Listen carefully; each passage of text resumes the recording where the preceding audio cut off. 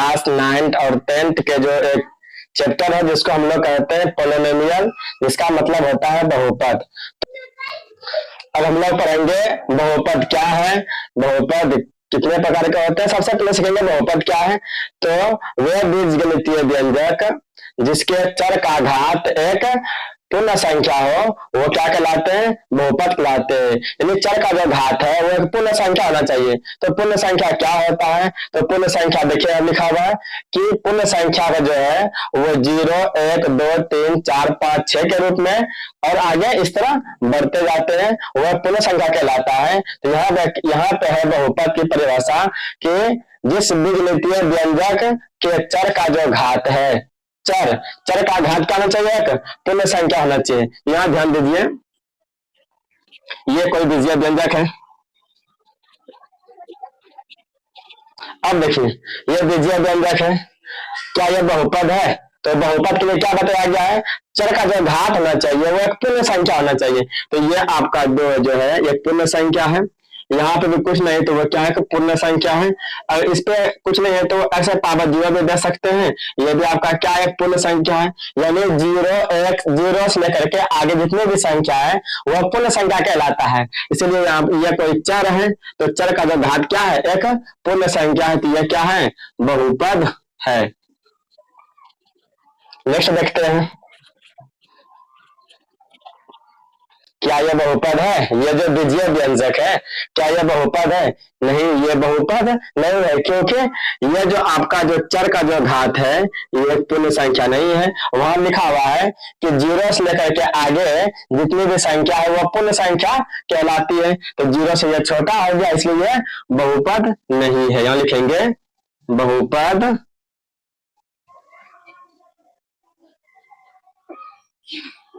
नहीं है। अब देखिए और एग्जांपल लेते हैं, 4x पे पावर 4 प्लस 3x पावर -2 दे दिए। क्या यह बीजीय व्यंजक बहुपद है? आप लोग बताइए। यस, ये क्या है, बीजीय व्यंजक बहुपद नहीं है। क्यों? क्योंकि ये जो आपका घात है ये चर है, चर का घात पूर्ण संख्या है, बहुत अच्छा। लेकिन चर का जो घात है ये क्या है, पूर्ण संख्या है नहीं है। तो यह क्या है, बहुपद नहीं है।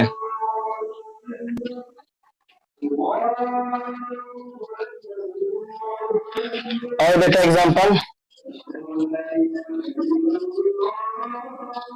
क्या यह बहुपद है? तो देखते ये कर जाता है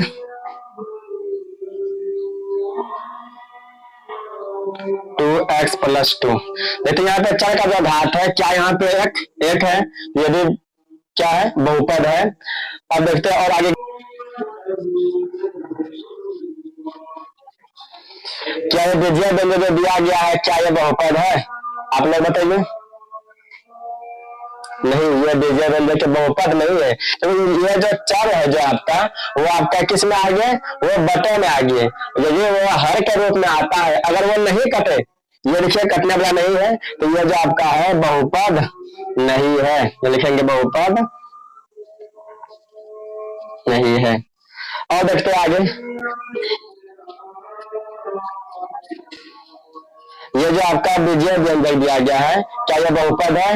ये भी बीजीय व्यंजक जो दिया गया ये बहुपद नहीं है, क्योंकि ये जो चर का जो घात है वो क्या किस में आ गया, वो रूट में आ गया। यानी क्या, रूट का मतलब होता है वो इसका जो घात है, अगर इसको इस लिखेंगे तो ये जो हो गया आपका, इसका अलग करके ये आपका बटे के रूप में आ गया। यानी क्या, ये अगर रूट में आता है, अगर ये आपका चर जो है वो रूट में आ जाए और रूट से बाहर ना निकले तो ये बहुपद नहीं है। और देखते एग्जांपल,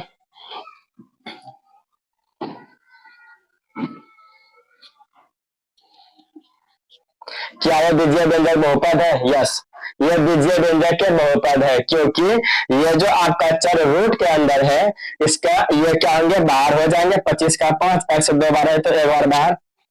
अब देखिए चर का जो यहाँ घात है कितना है, 1 है, ये बहुपद है। तो सबसे देखिए कि ये क्या लिखा गया, बहुपद कौन कौन नहीं होते हैं, कौन कौन होते हैं। यदि चर का जो घात है यदि पूर्ण संख्या रहे, यानी ऊपर का जो है ये अगर वो पूर्ण संख्या रहेगा चर का घात तो वो बहुपद होगा। दूसरे क्या है, यदि चर का घात पूर्ण संख्या नहीं हो, माइनस में आ जाए तो बहुपद नहीं है। यदि चर का घात अगर बटे में आ जाए, इस प्रकार ये भी बहुपद नहीं है, क्योंकि यह कट नहीं रहा है और बटे में नहीं होना चाहिए। अगर बटे में आ गया तो बहुपद नहीं है। दूसरा क्या है, अगर कोई भी चर बटे के रूप में आ जाए और वो नहीं कटे, वो बहुपद नहीं है। दूसरा क्या है, यदि चर अगर रूट के अंदर आ जाए और रूट से बाहर नहीं निकले, बहुपद नहीं है। तो ये बता दिया गया।